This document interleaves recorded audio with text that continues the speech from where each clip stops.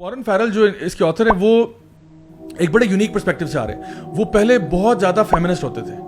और फेमिनिस्ट क्यों थे? क्योंकि वो अपनी स्टोरी खुद बताते हैं कि जब मैं छोटा था तो मैंने अपनी माँ को एज अ सिंगल पेरेंट देखा and she went through lot of trouble. वो हमारे लिए काम करती थी और हमें हेल्प करती थी. और मुझे बचपन में अगर फॉर एग्जांपल मैंने स्कूल जाना होता तो मैंने कहता मेरे कपड़े इस्त्री कर दें, तो मुझे कहती थी बेटा ये इस्त्री है, ये स्टैंड है, आप खुद इस्त्री करें.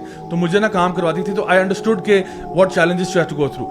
लेकिन फिर वो कहते हैं कि एज आई ग्रू अप तो मेरा जो मैंने पता नहीं वहाँ पे कोई वुमेन्स फाउंडेशन थी उसको भी ज्वाइन कर लिया और बड़े एडवोकेट थे वुमेन्स राइट्स के और फेमिनिस्ट जो ना फेमिनिज्म के खास तौर पे.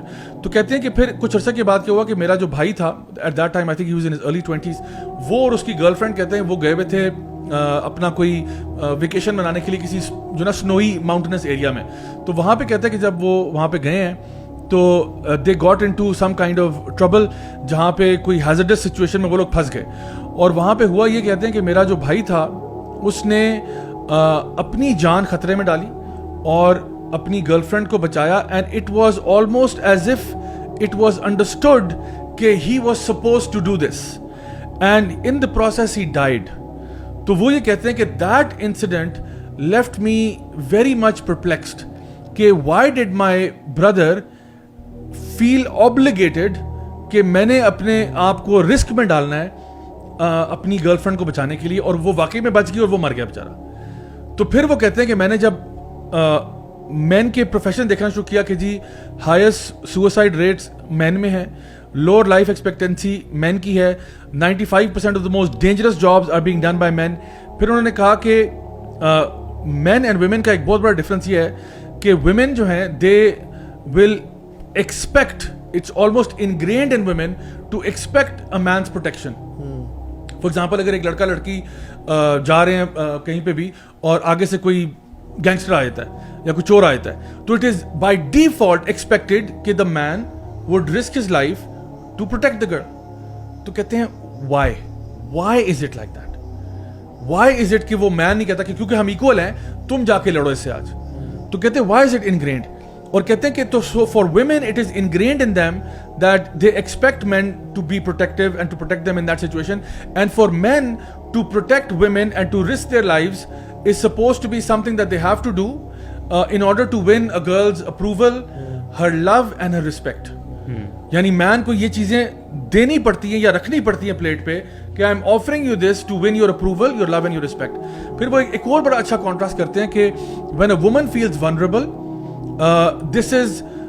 this will attract for her affection and love from the people she is vulnerable in front of. For example, एक लड़की अगर emotionally weak महसूस कर रही है या किसी turmoil में है या किसी weak moment पे है तो उसको कहेंगे कोई बात नहीं, it's okay, सारा कुछ support करेंगे. लड़का भी कोई होगा तो कहेगा नहीं कोई बात नहीं, आप फिक्र ना करो, मैं हूँ ना, कोई ऐसी बात नहीं. लेकिन अगर एक लड़का vulnerable होगा, this will give him rejection from the opposite gender and even from his peers. Imagine करें एक लड़का आके कहता है यार मैं बहुत वीक फील कर रहा हूँ, मैं बड़ा, चलो यार मैन अप. तो वो कहते हैं कि ये कॉन्ट्रास्ट आपको सोसाइटी में नजर आएगा कि a man who is always presenting himself to be weak and vulnerable, nobody will give him time of day. यानी लड़कियां खास तौर पे वो फौरन रिजेक्ट होगा कि तुम तो बंदा ही नहीं हो यार, क्या बातें कर रहे हो. खुलासा कलाम ये है यहाँ पे कि वो कहते हैं कि हम लोगों ने फेमिनिस्ट मूवमेंट ने क्या किया, it has put the microscope on women's issues. It has put the microscope on women's issues and completely ignored men's issues. भाड़ में जाओ तुम, जल्दी मरते हो, खुदकुशियों से मर जाते हो, जो भी. वो कहते हैं a man who's divorced is 10 times more likely to commit जो है ना suicide. क्योंकि एक औरत अगर डिवोर्स हुई है उसके पास उसके बच्चे आ जाते हैं, कस्टडी मिल जाती है उसको, लीगली उसको प्रेफर किया जाता है. तो कहते हैं उसको कोई देख नहीं रहा. तो कहते हैं कि we need to have a nuanced discussion. आप ये जो एक नैरेटिव लेके चले हो, you cannot alienate one particular gender, completely sideline नहीं आप कर सकते. अगर आप वो करोगे सारी बात है फिर आप जुल्म और जाति की तरफ जा रहे हो. तो इस तरह के बड़े अमेजिंग पॉइंट्स वो मेक करते हैं with again statistical data, analysis, research, वो सारी चीजें लाके. तो I think it makes for a very good read. अभी हम ये नहीं कह रहे कि it's a battle between main and women, यानी हमें भी हमारे, क्योंकि हम कह रहे हैं कि हम अपने राइट्स फुलफिल करने में वी आर हैप्पी जी, हम करेंगे इंशाल्लाह और हम बड़ी खुशी से करेंगे. We feel honoured, we feel respect और हमारा एक काम है. बट आप भी अपने जो राइट्स फुलफिल करने वो भी खुशी से करें बेशक. इट्स नॉट अबाउट के ओके آپ بھی نہ کریں پھر ہم ہمارے جو یہ کام ہے ہم بھی نہیں کریں گے, ہم we are ready to do it. اور جو مردوں نے کبھی مرد مارچ کبھی نام سنا ہے ہم نے, فار ایگزامپل یہ سن کے تو میں سمجھتا ہوں ایک ہونی چاہیے تحریک حقوق مردہ ہونی چاہیے, مردہ ہونا چاہیے, ٹھیک ہے, تو ایسا نہیں سنا ہم نے کبھی بھی. So usually main they understand کہ ان کی رسپانسبلٹی ہے اور وہ کرتے ہیں, بٹ سنس حدیث میں جیسے آتا ہے نا کہ there will be movements near the day of judgement to corrupt women, اور بیچاری خواتین کو یہی پڑھایا جا رہا ہے کہ تمہارے پہ ظلم اور زیادتی کی جا رہی ہے. اور میں تو سمجھتا ہوں کہ جو فیمنزم ہے یہ تو زیادہ تر جو مردوں نے جو خواتین کو دکھ دیے وہ بہت تھوڑے ہیں, جو بلکہ جو خواتین نے خواتین کو دکھ دیے ہیں. ساس بہو کے مسائل دیکھ لیں, بہو کا ساس پہ ظلم دیکھ لیں, اور اس کے مسائل دیکھ لیں, they are far more greater and widespread than جو وہ کی ہے. تو اس پہ کیوں نہیں بات ہو رہی؟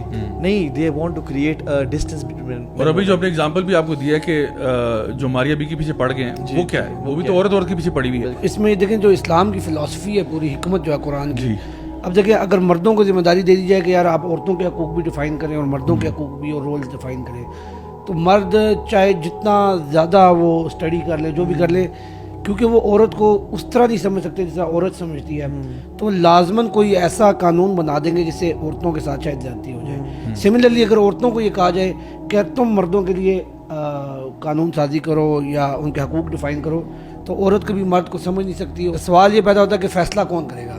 فیصلہ وہ کرے گا جس نے دونوں کو بنایا ہے, جو دونوں کو جانتا ہے, صحیح, اور وہ اللہ ہے. اور اللہ نے قرآن کے اندر فیصلہ کر دیا کہ مردوں کے رولز ڈیفائن کر دیے, عورتوں کے رولز ڈیفائن کر دیے. تو بہتر یہ ہے کہ ہم آپس میں لڑتے رہیں, اس سے بہتر یہ ہے کہ ہم جو ہمارا کریٹر ہے ہم اسے پوچھ لیں کہ بھئی ہمارا کیا رول